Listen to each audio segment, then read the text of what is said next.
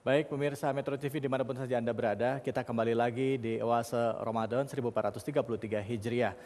Tadi Ustadz Abu Sangkan sudah menjelaskan kepada kita, buat Anda yang baru saja bergabung ya, bahwa diperlukan sebenarnya melatih diri kita melalui zakat ini. Bahwa melatih untuk tidak terlalu mencintai harta dan apa yang kita miliki. Karena sesungguhnya apa yang kita miliki ini kita akan diuji dengan itu. Nah pada saat kita sudah merasa lega, kita sudah merasa ikhlas, disitulah muncul kebahagiaan sejati gitu. Ketenangan batin yang luar biasa. Nah bicara zakat pastinya ini melibatkan orang di sekitarnya. Kita mengenal ada istilahnya ibadah hablum minallah dan hablum minannas. Di dalam Islam itu pasti satu berkaitan. Nah, di sini ada dampak sosial juga. Untuk itu sudah pas kayaknya untuk tema berikut ini, untuk segmen berikut ini kami minta kepada Kiai Haji Didin Afiduddin untuk menjelaskan kepada kita. Silakan Kiai. Baik, bismillahirrahmanirrahim. Apa yang disampaikan tadi oleh Ustadz Abu itu sangat luar biasa ya, bahwa ibadah-ibadah ini sebenarnya ruhnya, spiritnya adalah ikhlas. Karena ternyata memang orang ikhlas itu akan nampak di dalam kehidupannya, wajahnya, penampilannya, bahkan cara berjalannya tadi. Nah sekarang yang menjadi persoalan bagaimana membangun keikhlasan itu. Keikhlasan itu dibangun oleh dua hal. Yang pertama adalah kita punya pengetahuan yang lengkap tentang ibadah yang kita lakukan. Kita punya informasi yang lengkap tentang ibadah yang kita lakukan. Yang kedua adalah bagaimana ibadah itu kita latih, kita biasakan. At-tamrinat, latihan-latihan. Sholat saja, kewajibannya kan itu ketika kita sudah dewasa, mukallaf. Tapi Rasulullah SAW menyatakan ketika seorang anak sudah bisa membedakan tangan kanan, tangan kiri, suruh dia sholat. Kira-kira usianya berapa tahun tuh Bu? Anak-anak bisa membedakan tangan kanan, tangan kiri. Usia berapa Bu? Kira-kira 3 tahun, 4 tahun ya. Ya, kalau sekarang bahkan 3 tahun itu sudah bukan sekedar bisa membedakan tangan kanan, tangan kiri, tapi juga bisa membedakan 10.000 dengan 100.000. Nah, jadi perlu ada pembiasaan. Ya, kalau dibiasakan insya Allah akan terasa mudah, terasa enteng. Bahwa ternyata perintah agama itu bukan kewajiban, tapi dia merupakan sebuah kebutuhan. Termasuk zakat. Zakat itu sesuatu ibadah yang sangat dahsyat, yang sangat luar biasa. Dia akan membangun kesalehan individu, kesalehan pribadi kita.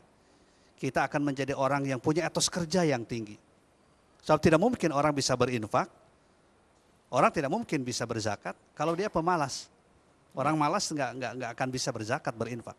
Dipastikan bahwa orang berzakat itu orang yang punya etos kerja yang tinggi, produktif, ingin mencari rezeki yang halal. Untuk sebagiannya kemudian diberikan kepada mereka yang membutuhkan. Dan itulah firman Allah dalam surat Al-Mu'minun, surat ke-23 ayat 1-4. Qad aflahal mu'minun alladzina hum fi salatihim khashi'un walladzina hum 'anil lagwi mu'ridun walladzina hum lizzakati fa'ilun. Sukseslah orang-orang yang beriman, bahagia dunia dan akhirat. Siapa mereka akan bahagia dunia akhiratnya, akan sukses? Pertama yang sholatnya khusyuk. Nah ini beliau ini, Ustadz Abu ini pakarnya sholat khusyuk. Amin. Luar biasa. Ya. Yang kedua adalah orang yang produktif. Tidak mau melakukan sesuatu yang tidak ada manfaatnya.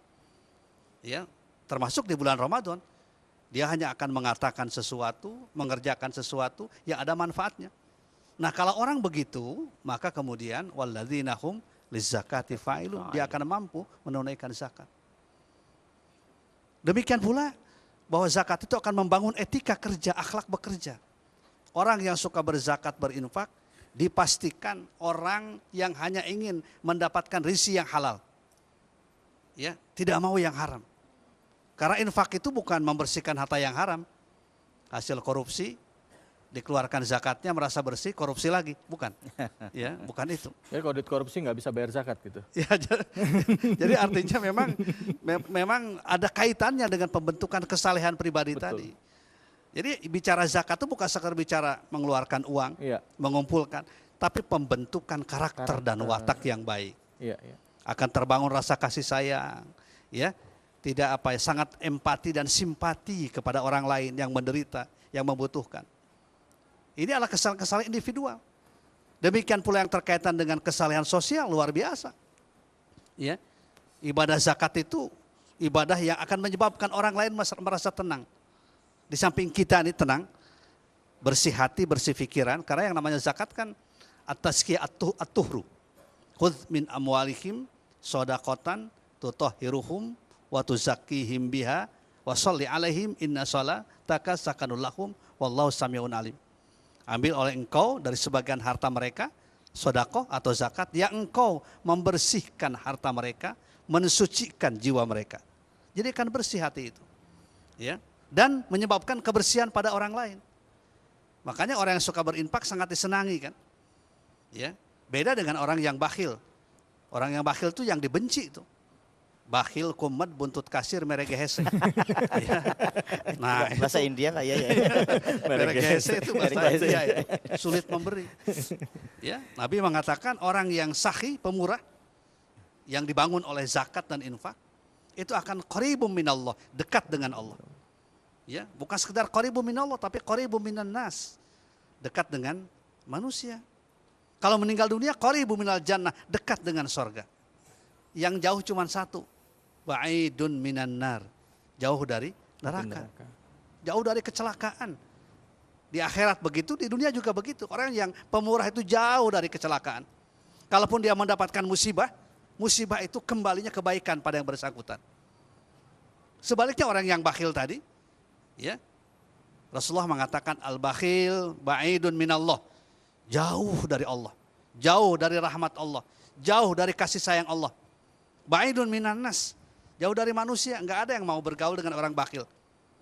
Enggak mau saya bergaul dengan dia. Kenapa? Kikir. Ya, kikir, dia maunya diberi melulu, enggak pernah mau. Ya, enggak pernah dia mau memberi. Nah, itu orang bakhil kan. Dibenci. Ya. Nah, infak zakat itu menghilangkan sifat-sifat tadi, sifat-sifat kikir tadi, materialistik, egoistik. Ya. Ba'idun minal jannah. Kalau meninggal dunia jauh dari sorga. Yang dekatnya cuma satu, qaribum minan nar. Naudzubillah min dzalik. Jauh dekat dari siksa neraka. Nah, jadi ada kesalehan individu dan kesalehan sosial. Nah, kalau pribadi-pribadi muslim dimulai dari keluarga-keluarga nih, makanya Bapak Ibu, anak-anak kita latih mereka menjadi orang yang sahih, pemurah. Ya. Kalau ada keropak masjid, latih mereka anak kita yang bawa tuh. Tapi bawanya jangan yang berbunyi kalau dimasukkan. Kita kan selalu yang berbunyi itu, pleng gitu ya. Jangan, latih cobalah yang tidak berbunyi. Yang warnanya hijau misalnya, yang warnanya merah itu dilatihnya. Ini karena dilatih dari dulu, dari kecil yang kecil terus, kenceleng terus, akhirnya dibiasakan begitu. Dapatnya kenceleng terus. Iya, ya. kenceleng terus. Salahnya namanya celengan.